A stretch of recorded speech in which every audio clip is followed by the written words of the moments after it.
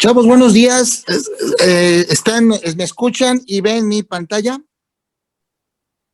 Buenos días, doctor. Sí.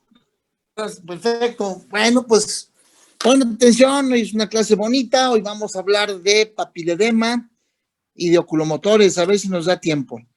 Ayer nos quedamos en la retinopatía, en donde el problema, evidentemente clínicamente, es disminución de la agudeza visual, y el problema de la enfermedad de la retina, generalmente en una combinación de enfermedades crónico-degenerativas, en donde la aterosclerosis en pacientes hipertensos y diabéticos, pues es lo que causa el mayor problema. Al final, la fase final de esos pacientes es que pierden la vista totalmente en esta fase que se llama fase de atrofia óptica, en donde vemos la papila blanco nacarado, la retina totalmente isquémica, azulada, moratada, y aunque se vuelven a ver los vasitos, pero ya no tienen flujo adecuado, y todo esto ya no sirve, bajó la inflamación y ya no hay funcionalidad y es irreversible la ceguera de estos pacientes. Bien, sin embargo, hay otra disminución de la agudeza visual que es importante y que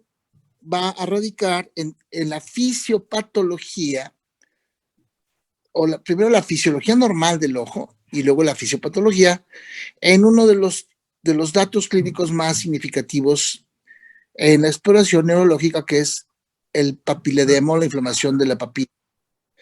Bien, entonces en la fisiología normal, ustedes ven ahí el globo ocular, vamos hasta aquí la retina, y todas las células de la retina, todas las neuronas, que cualquiera de ellas que esté en la retina, viene a hacer esto, va y sale, llega y sale. Entonces, si se fijan, conforme van llegando las células, de miles y miles y millones de células van saliendo, pero se van acercando, y entonces va pasando esto que estoy tratando de esquematizar. Como cuando vamos al fútbol, en el estacionamiento la gente va dirigiéndose a la puerta del estadio, pero en el estacionamiento pues, la gente va separada. Cuando llegas a la puerta del estadio, ya para entrar, se amontona la gente. Entonces, ese amontonamiento hace que una neurona haga esto, luego así, y sale. Hacen esto y busca la salida. Eso me da una elevación, la elevación que va a ser la papila, porque me va a causar esa elevación, un borde, es esa partecita de ahí donde se levanta, va a ser lo que a la postre va a ser los bordes de la papila. Eso es normal. Entonces, esos son los bordes de la papila. También veo otra cosa. En el centro va quedando un huequito. Ese huequito que estoy rellenando en blanco va a ser, vean esto, lo blanquito de abajo. Entonces tengo los bordes de la papila ocasionados por la elevación de las fibras y el blanquito, en donde, ¿qué me faltaría? Pues me falta que aquí viene una arteria con sus 4 ramas arteriales y sale una vena con sus 4 ramas venosas, ¿ok? Está bien padre, entonces así ya tenemos eso. Ahora vamos a tomar una neurona, una de estas neuronas que hacen esto, y esa neurona está aquí. Una neurona que tiene su membrana celular, que tiene su citoplasma, su núcleo, sus elementos citoplásmicos, como ven ahí, y ¿y qué pasa ahí? Bueno, pues que este citoplasma avanza por el axón. El axón también tiene su membrana celular, pero este citoplasma que avanza por el axón, ahora se llamará axoplasma. Y ahora sabemos que las neuronas, yo voy a tomar aquí un pedacito, vamos a quitar aquí las imágenes que pusimos, y vamos a tomar un pedacito que va a ser este que está acá, ahí vean, a su izquierda arriba. Este ángulo de la salida es este que está aquí, a su derecha. Y ahí tengo 3 neuronas. Ahora sabemos que el axoplasma que va a salir por acá tiene un movimiento. Entonces, la imagen entra a través del medio transparente del ojo a cualquier parte y de ahí cambia y se vuelve ahora una señal eléctrica que es la que va a salir por ahí. Ese cambio que sucede aquí, esa es una transformación de señales que ya hemos estado platicando de eso, ¿no? Entonces, sabemos ahora que el flujo axoplásmico es ese movimiento del citoplasma neuronal una vez que se excita con la recepción de la imagen y va a avanzar y salir por el nervio óptico. En los dos esquemas de abajo es como una recreación o una especie de de figura en donde vemos la papila y el flujo axoplásmico. Entonces, en resumen, el flujo axoplásmico es ese movimiento del citoplasma en dirección hacia afuera del nervio óptico, que es lo que permite la información el inicio de la vía visual una vez recibida la imagen en la retina. Bien, aquí es lo que les decía, y aquí era hacer lo del dibujo, pero bueno, aquí está, vienen las fibras y al llegar acá se van acumulando. Todas al querer salir por un espacio más reducido hacen esto. Ya está. Ahí, con esa salida de todas las fibras que se amontonan para salir por el nervio óptico, eso se llama papila óptica. Entonces tengo los bordes de la papila, que me los da la elevación, y la depresión fisiológica acá, con la salida de la entrada del flujo arterial y la salida de las 4 ramas venosas. Entonces, ya tenemos ahí nuestra formación y está muy bien. Ahora, el nervio óptico, y aquí ya está el nervio óptico, pues también tiene su espacio subaracnoideo con trabeculaciones y está lleno de líquido cefalorraquídeo aquí. Eso vamos a ver. Cuando hay una inflamación de la papila, quiere decir que se acumula líquido. Entonces se va a empezar a acumular líquido aquí, ¿Y qué pasa con los bordes de la papila? Pues los bordes de la papila se borran. Y entonces el borramiento de los bordes de la papila, alteraciones en el flujo arterial y el retorno venoso y congestión dentro del ojo es lo que hace que se llene de líquido y se borre la papila. Bien, vamos a verlo de una forma más esquemática. Esto, vamos a ver, la fisiopatología del papiledema. Aquí con ustedes un paciente que tiene evidentemente un tumor cerebral. El tumor cerebral va a aumentar la presión del espacio subaracnoideo cerebral, que por otro lado se comunica con el espacio subaracnoideo perióptico. Y esto es así. Ahí abajo a su izquierda tenemos nosotros la presencia de un cerebro. Aquí está el espacio subaracnoideo y aquí está amplificado, bien bonito. Ahí está. La verdecita es la pía madre, la corteza cerebral. Luego la moradita es la aracnoides con su espacio subaracnoideo ricamente vascularizado. Aquí está pasando el líquido cefalorraquídeo y luego la dura madre.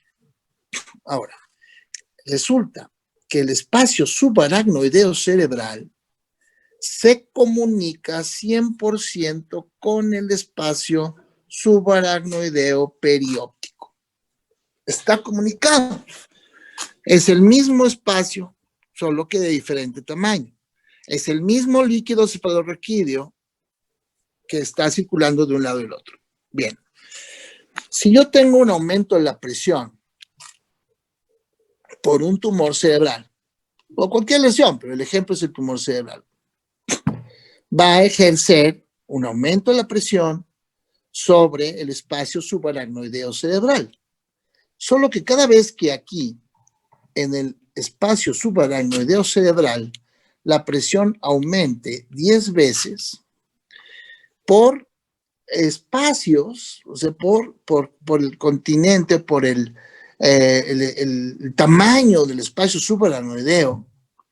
Acá, en el líquido céfalo, en el espacio subaracnoideo del líquido cefalorraquídeo, la presión aumentará 100 veces. Entonces, con tantitito que aquí comprima, acá se va a comprimir más. Y entonces, ¿qué pasa? Pues que tendré un aumento de presión del líquido sobre el nervio óptico. Y entonces, ¿qué va a pasar? Bueno, esto, que es el flujo axonal, se va a interrumpir. Y entonces, ¿qué tengo? Bueno, pues entonces lo que tenemos es que el aumento de la presión. Vamos a ver ahí. Fíjense en la imagen inferior izquierda. Ahí está el espacio subaracnoideo.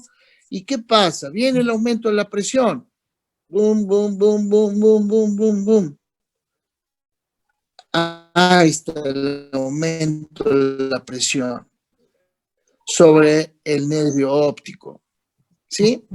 Y entonces voy a tener que ¿qué va a ocasionar eso? Número 1, a ver si me puedo escribir. Número 1, disminución del flujo. Entonces, aumento de la presión del espacio subaracnoideo cerebral. Aumento más significativo de la presión del espacio subaracnoideo perióptico. Compresión, ¿sí? Compresión sobre el nervio óptico. Y disminución, aquí lo voy a poner mejor, disminución del flujo axonal. ¿Qué se traduce? ¿Qué dice el paciente? Doctor, vengo a verlo porque me disminuyó el flujo axonal. No. El paciente dice, doctor, está bajando mi vista, o estoy viendo borroso, o estoy viendo menos. O sea, disminución de la agudeza visual. Ese es el primer paso, primer dato clínico. Sigue aumentando. Chavos, apaguen su micrófono, no sean gachos. Alguien lo tiene prendido por ahí y además tiene tos. Ok, entonces, ya bajó el flujo axonal y empieza a disminuir la agudeza visual. Pero como que se sigue comprimiendo, ¿qué sigue? A ver, vamos a tomar en cuenta la circulación. Y veamos, yo soy la sangre arterial. Y yo soy el retorno venoso. ¿Quién se interrumpe a continuación? ¿Quién tiene un poco de menos fuerza? Pues el retorno venoso. Entonces, el siguiente paso, disminución del retorno venoso. Retorno venoso. Pero la disminución del retorno venoso me produce congestión de los vasos sanguíneos. ¿De dónde? De aquí, de la retina. La congestión produce extravasación sanguínea. ¿Qué se sale de los vasitos sanguíneos de aquí? El agua. Y se acumula el agua y entonces es cuando se empiezan a borrar los bordes de la papila. Pero la congestión vascular en la retina me sigue disminuyendo la agudeza visual. Pero también sigue disminuyendo ya lo que sería la perfusión, la irrigación de la retina. El último paso es disminución del flujo arterial y eso pues ya acaba con provocar isquemia, falta de irrigación y una disminución prácticamente permanente de la agudeza visual. Por eso, esa es nuestra fisiopatología del papiledema. Por eso, nosotros cuando tenemos ese dato clínico, tenemos que ver la forma de bajar lo más rápidamente la presión del nervio óptico. En los casos, dependiendo del tumor cerebral, de un hematoma, de hidrocefalia, cualquier cosa que aumente la presión intracraneal, tenemos que resolverlo. A medida de que va haciendo o aumentando la presión, lo que va a pasar es que se van borrando los bordes de la papila. Se pone isquémica la retina, hay congestión, ya no hay buen flujo sanguíneo, se van perdiendo la anatomía normal de los vasos, tanto arteriales como venosos, y lo que tenemos que hacer es bajar la presión intracraneal, ya sea con diuréticos, ya sea con esteroides, o de plano con una situación quirúrgica o una situación de una punción, una ventriculostomía para bajar precisamente la presión sobre el nervio óptico. Y eso sería, aquí lo ponemos, eso sería lo que tendríamos que hacer. Algunas veces incluso se busca el poder abrir la aracnoides y drenar el líquido cefalorraquídeo para que baje la presión del nervio óptico, caso que sería, por ejemplo, en algo que se llama pseudotumor cerebri, que ya lo vamos a estudiar. Bien, entonces, conforme va avanzando el aumento de la presión intracraneal o de la presión del líquido cefalorraquídeo sobre el nervio óptico, el paciente va perdiendo la anatomía normal de su papila, se va empezando a borrar los bordes y esto se llama etapa o fase de inicio del papiledema. En muy principio, apenas si se ve ya el borramiento de los bordes. La fase de estado o crónica, que son iguales, y no porque la crónica pueda durar meses, generalmente puede durar 1 o 2 semanas, una etapa crónica o varios días, en donde se sigue borrando, porque se mantiene hasta cierto punto cierta compensación hasta que ya no es posible hacerla. Y la última etapa, que ya hemos platicado, la atrofia óptica, en donde vuelvo a ver los bordes, pero la papila se ve blanco nacarado, totalmente sin respuesta, y es una papila que ya no tiene regreso, ya la ceguera es permanente. Las causas del papiledema pueden ser múltiples, en donde también se afectan los vasos sanguíneos. Los cruces arteriovenosos se borran a medida de que hay mayor aumento de la presión arterial, y las causas, como les decía, pueden ser tumores cerebrales, pseudotumor cerebri, traumatismos, cisticercosis, hidrocefalia, muchas otras situaciones, toxicidad por medicamentos o por quimioterapia, problemas endocrinológicos, etc. Bien. También tenemos nosotros entonces causas locales. Por ejemplo, un tumor aumenta la presión intracraneal y tengo papiledema bilateral. A diferencia de un traumatismo directo sobre el nervio óptico que me da probablemente papiledema y atrofia óptica unilateral, además de la disminución del campo visual. Lo mismo pasaría con un tumor en el nervio óptico, que me da papiledema unilateral. Cuando el aumento de la presión intracraneal es en todo el cerebro y es por un tumor o por una lesión ocupativa o por hidrocefalia, entonces tenemos que el papiledema es bilateral. Muy bien. ¿Alguna pregunta de papiledema, de la fisiopatología? ¿Quedó claro, chavos?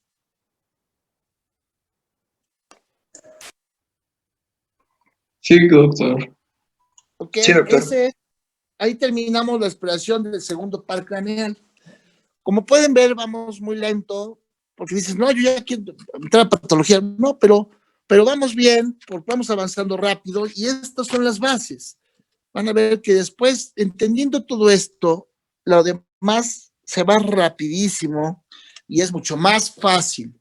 Por eso es importante. A ver, tienen ustedes su segundo o tercer día de internado de pregrado en el hospital y tienen un paciente que tuvo un traumatismo craneoencefálico, está inconsciente, tiene cefalea y vómito, le revisan y tiene papiledema. ¿Y qué pienso entonces? Pues el aumento de la presión intracraneal. Entonces ahora ya tengo un poquito más de idea de que lo que tengo que hacer es bajar la presión intracraneal. En el tercer tema, después de estudiar exploración neurológica, sigue estado de coma, y en el tercer tema que hablamos de traumatismo craneoencefálico, van a ver qué interesante es esa parte de poder tomar decisiones rapidísimo. Cuando ustedes a las 2 de la mañana identifican que el paciente que tuvo un traumatismo en la mañana del día anterior está haciendo una dilatación de la pupila de un solo lado. Entonces, vamos a hablar de hernias, y para imagen, vamos a ver una hernia uncal, causa de muerte de los pacientes que tienen una hernia cerebral. Pero la dilatación de la pupila, ¿por qué? Por la afección del tercer par craneal. Y tiene papiledema, tiene aumento de la presión intercraneal. Y entonces ya vamos a saber qué hacer. Y qué tiene el paciente y qué está pasando. Por eso vamos a complementar la exploración del segundo par craneal con la exploración de los oculomotores, que son el tercero, el cuarto y el sexto pares craneales. Los tres pares craneales oculomotores inervan varios nervios. Yo les voy a decir, para fines prácticos, es mucho más fácil aprendérselos de arriba para abajo, diciendo que, por ejemplo, el sexto par craneal inerva el músculo recto externo. El cuarto par craneal inerva el músculo oblicuo superior. Todos los demás los inerva el tercer par craneal. Pero ahora vamos a empezar por el tercer par craneal. Ahí quitamos el ojo y tengo mis músculos extraoculares. Recto superior, es este, número 3. Recto externo, 6. Recto interno, aquí está marcado con el número 11, o sea, el número es lo de menos. Recto inferior, oblicuo inferior, oblicuo superior. Y me faltan 2. Músculo elevador del párpado superior, y aquí no se ve, pero músculo constrictor de la pupila. Que cierra y abre la pupila. Entonces aquí está el elevador del párpado superior y aparte de el recto superior. Entonces, la parte importante, el tercer par craneal, primero de los oculomotores. Su núcleo se encuentra en el mesencéfalo y de ahí sale sus núcleos por la parte medial y anterior del mesencéfalo y va a inervar todos estos músculos que ven aquí. Inerva el elevador del párpado superior, que vendría una cosa así, el elevador del párpado superior. Inerva también el recto superior, que es este. El recto interno, que estaría del otro lado, si este es el ojo de afuera. El recto inferior, este. El oblicuo inferior y el constrictor de la pupila. Todos estos los inerva el tercer par craneal. Y bien, el tercer par craneal entonces inerva esos músculos. Vamos a ver ahorita. El cuarto par craneal, que se llama patético o troclear, solo inerva el oblicuo superior, que equivale a este que está aquí y que vamos a ver sus funciones en un ratito más. El cuarto par craneal, a diferencia del tercero, tiene sus núcleos aquí atrás en el mesencéfalo y de ahí sale hacia adelante a inervar los músculos de el oblicuo superior. Un segundo, perdón. Bueno. ¿Sí? Por favor, le pido un favor, señor, no sea malita. ¿Me marca a las 10? Es que estoy en clase ahorita, por favor. A las 10 me marca, ¿sale? Por favor, gracias. Bien, entonces, el músculo oblicuo superior, que está aquí. Ay, perdón.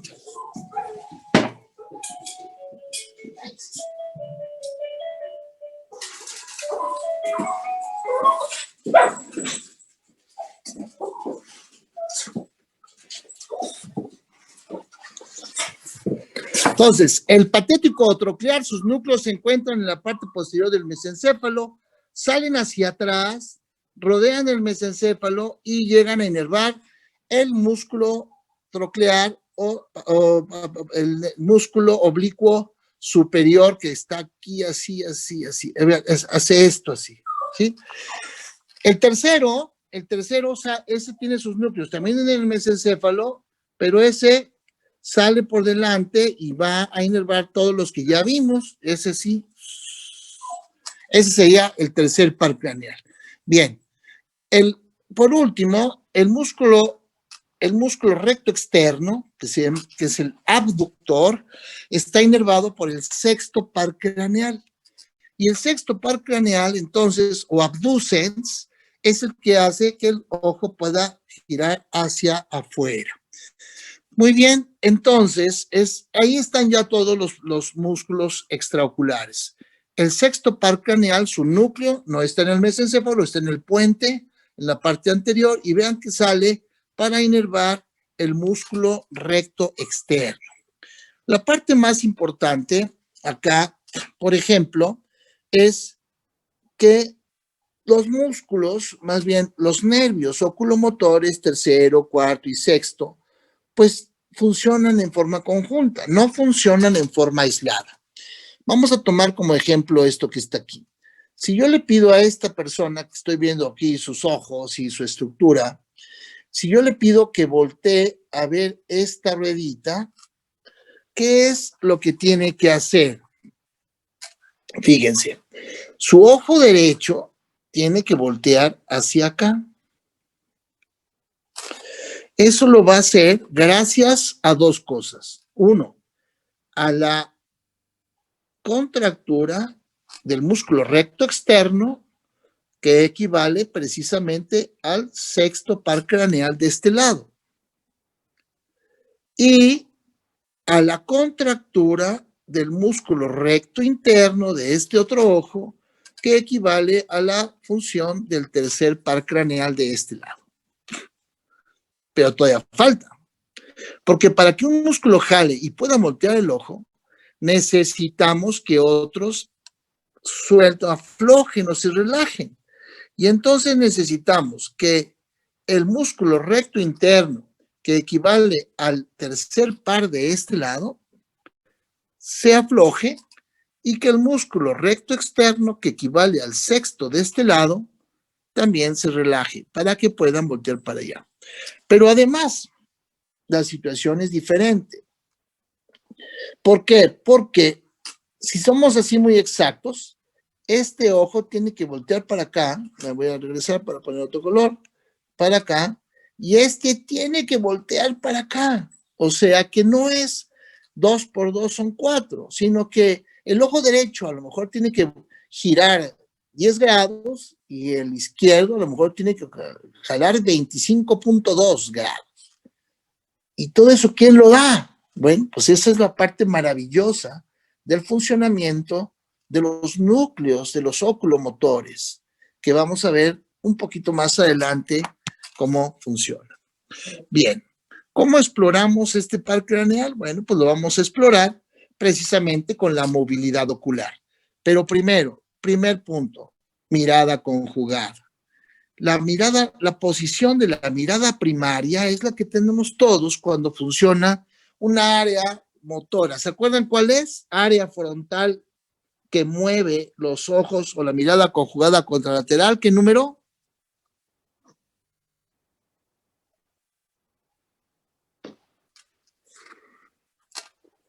Bueno, no me digan, al rato les vuelvo a preguntar. Bueno, veamos cómo exploramos a la paciente. Arriba. Vea para abajo. 8. 8, perfecto. A la derecha. Perdón, izquierda, derecha. Ya está. Bueno, evidentemente hay una alteración. Los músculos oblicuos funcionan conjuntamente con los rectos para que podamos nosotros poder girar la vista y ver a todas partes. Podemos ver arriba a la derecha, abajo a la izquierda, etcétera. Y de esa forma ustedes pueden girar sus ojos gracias a esta combinación. Si no tuviéramos oblicuos, tendríamos nada más mirada horizontal y mirada vertical. Bien. Primer punto. Tengo mi paciente y me toca explorar los oculomotores. Lo primero que tengo que hacer es posición de la mirada primaria o posición primaria de la mirada conjugada. Tengo que ver al paciente a los ojos y que estén centrales. El tamaño pupilar y la elevación de los párpados bilateralmente. Es la posición primaria. Acá me faltaría la elevación de los párpados y, como ya dijimos, el tamaño pupilar. La respuesta pupilar o el tamaño pupilar más bien, que esté simétrico. Muy bien. Entonces, yo le digo al paciente que vea hacia arriba, esa es la supraducción, en donde estoy explorando el recto superior de este lado, el recto superior de este lado, ambos inervados por el tercer par craneal de cada lado. Bueno, entonces ahora por favor vea hacia abajo la infraducción, el recto inferior de este lado y el recto inferior de este lado, ambos del tercer par craneal de cada ojo. El problema viene cuando voltea a su derecha, ¿ok? Ahora tengo sexto par craneal de este lado y tercer par craneal de este lado. Abducción, ABD, abducción, ABD, abducción. Por eso se llama sexto par craneal o abductor. Y el recto interno es el tercer par craneal de este ojo. Ahí cambiamos. Ahí están nuestros músculos. Ahora para el otro lado es al revés. Recto interno del tercer par craneal de este ojo, aducción. Y recto externo del sexto par craneal de este ojo, la abducción. Bien. Entonces ahí les dejo esta tablita más o menos para explicarnos un poquito lo que sería, por ejemplo, la movilidad combinada con los rectos y con los oblicuos que hacen la posibilidad de la movilidad hacia abajo y hacia arriba en la mirada vertical. Bien. La paresia quiere decir parálisis parcial. La parálisis o paresia de uno o de varios de los músculos extraoculares provoca la desconjugación de la mirada. Entonces, palabras que se olvidan mucho. Mirada conjugada. Es que para donde va un ojo va el otro y al mismo tiempo. Entonces, esta es la mirada conjugada. Cuando se desconjuga la mirada es que ya no van igual. Y entonces se presenta lo que llamamos estrabismo, que el paciente lo manifiesta con visión doble o diplopia, que es lo que vemos nosotros en el ejemplo. No tiene que ser muy grande la diferencia. Con una fracción de milímetro que sea la diferencia, ya tenemos nosotros la diplopia, aunque físicamente no se alcance a ver una gran desviación, como los ejemplos que se ven. Entonces, la desconjugación de la mirada me da diplopia y es por parálisis de algún óculo motor. Bien. Y viene ahora la explicación de una de las maravillas que después de ver esto, que alguien me diga que el sistema nervioso no es el número 1 y lo máximo en el mundo. Fíjense. Aquí estoy viendo, ahí está mi área 8, frontal derecha, mirada conjugada contralateral. Y vamos a poner aquí un circulito y le vamos a pedir al paciente que voltee a ver el círculo. Para esto, viene entonces mi impulso eléctrico. El área 8 frontal derecha, dijimos área motora de la mirada conjugada contralateral. Ok. Ahí viene mi impulso eléctrico motor, neurona motora, se cruza y llega a una estructura llamada formación reticular paramediana pontina. Ahí hace una sinapsis con fibras que van al núcleo, conectan al núcleo del sexto par craneal contralateral al área 8, que inerva este músculo que es el músculo recto externo. Ahí está el núcleo. Y en ese momento, este impulso sufre una fragmentación. Se vuelven dos. El primero sale, ahí está, ahí va en camino ya, por el nervio sexto par craneal o abducens. Pero la otra parte de esto que se fragmentó regresa al lado contrario, pues vuelve a atravesar y toma una vía que se llama fascículo longitudinal medial. Ahí van los dos. ¿Sí? Este nervio, este impulso, saluda y se toma un café con el núcleo del cuarto par craneal en el mesencéfalo y sigue adelante hasta que hace conexión en el núcleo del tercer par craneal ipsilateral al área 8. Mientras esto está pasando, este sigue avanzando. En ese momento, el núcleo del tercer par craneal del mesencéfalo manda su impulso eléctrico ahora al nervio para mover el músculo recto interno de este ojo. Mientras va en camino, este sigue avanzando. Al final, la llegada del nervio del sexto par craneal y este no me gusta, ahí está, es justo al mismo tiempo. Entonces vean qué maravilloso, porque uno solo impulso se convierte en dos, pero este recorre esto, recorrido liso, pero este hace todo esto para llegar acá, pero no solo eso, lo hacen en el mismo tiempo, porque llegan iguales. Pero además otra cosa, el ojo derecho, el ojo izquierdo de este lado, necesitó una fuerza determinada para este músculo, ¿sí?, diferente a la que necesitó este ojo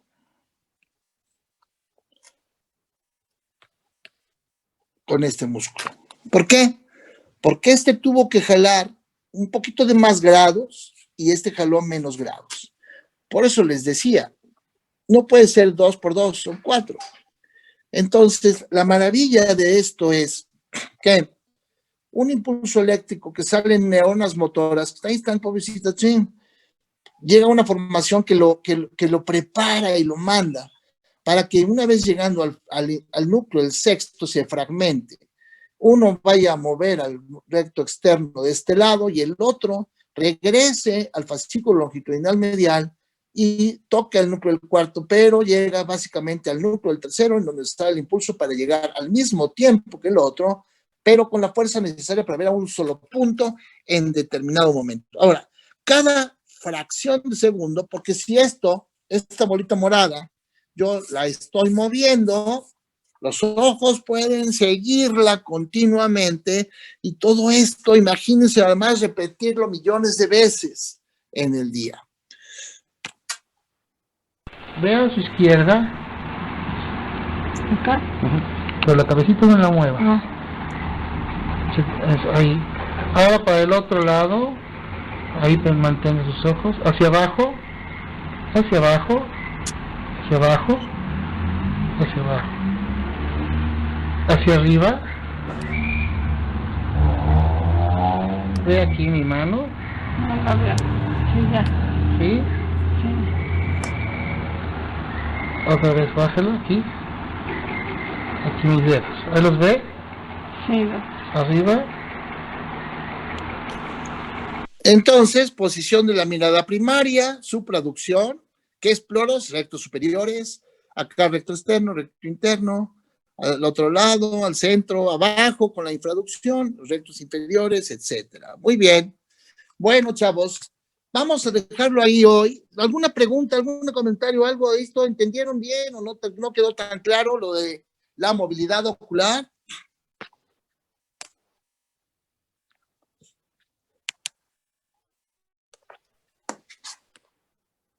Sí. Dime.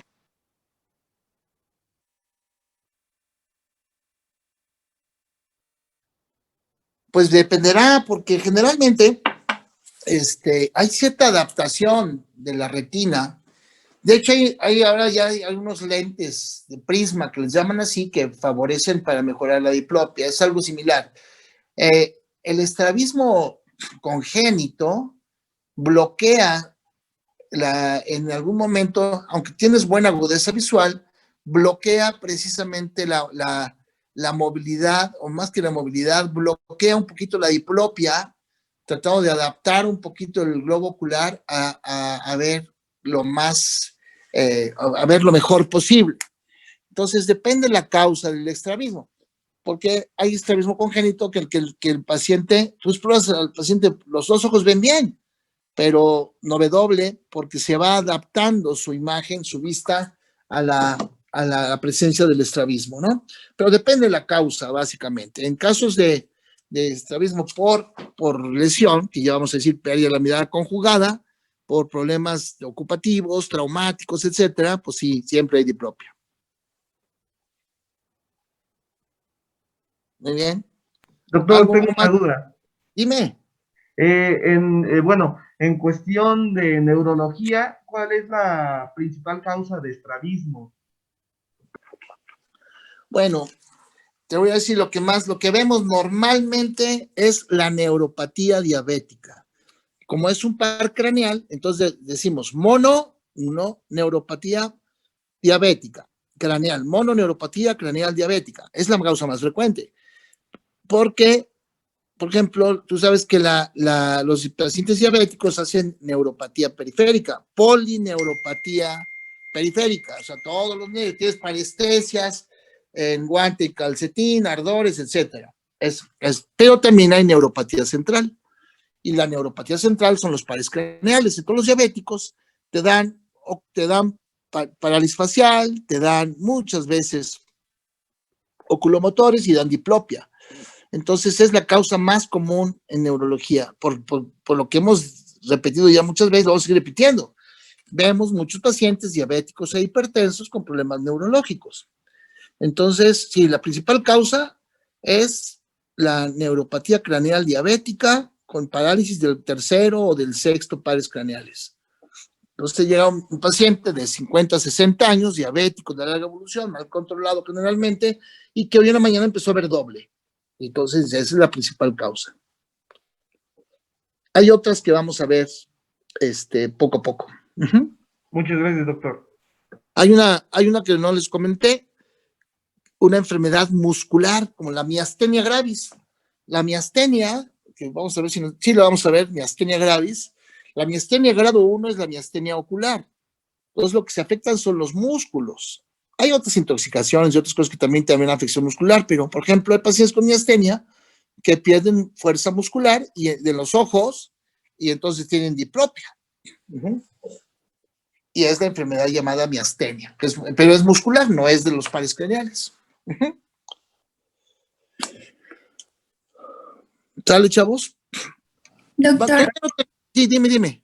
buenos días. Disculpe, Hola. a mí me generó una duda de que vimos el papiledema.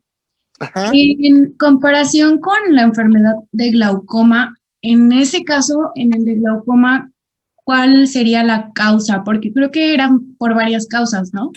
Sí, lo que pasa es que es diferente porque el glaucoma viene a ser, dependiendo, hay dos tipos de glaucoma, de acuerdo al ángulo que tienen, ángulo abierto, ángulo cerrado, pero básicamente lo que aumenta la cantidad de líquido dentro del globo ocular, porque te miden la presión del globo ocular, es la que aumenta.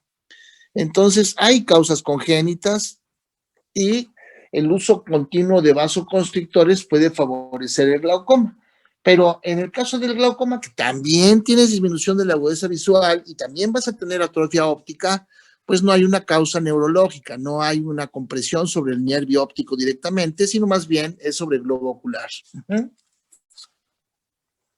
Ah, ok, doctor. Esa era mi duda porque me Sí. parecía, estaba confundida porque también había visto que era por presión y como también mencionó en el papiledema que había presión, pensé que era como el mismo factor que la producía. Sí, no, es diferente. El glaucoma es globo ocular y el otro es nervio óptico para atrás. ¿No? Del nervio óptico y toda la vía visual. Ok, doctor, muchísimas gracias. Bueno, chavos, dos cosas me faltan. Nos vamos a ver hasta el lunes. Todavía vamos a ver algunos ejemplos de diplopia, porque todavía me faltan los ejemplos, para que veamos cuáles son las parálisis. Repasen eso de los movimientos de los músculos extraoculares. Empecé a subirles ayer ya algunas, la primera parte. A lo mejor faltaron algunos, pero ya y compártenla, por favor, y si no, ya después se las paso a los que falten. Ahora, la recomendación, como siempre, chavos, miren, esos videos, pues como pueden ver, muchos llevan pacientitos. No son tan actuales, pero estos videos las pláticas son para ustedes, para que las vean en la intimidad, ¿no? Para que las pongan en la casa, en la familia y todo, ni para mucho menos que las suban a las redes sociales ni a esas cosas. Tampoco compartirlas con alumnos de otros grupos, porque estos alumnos de otros grupos no agarran la onda que yo transmito y trato de transmitir desde el punto de vista ético por la situación del cariño y el amor al paciente. Entonces, si hay algún alumno de otro grupo que oye, pásame, a ver, que me hable, platico con él, yo se las paso, pero necesito hablar con él, necesito que sea mi alumno, y si no es mi alumno, como ustedes, que él entienda que hable con él y se las paso.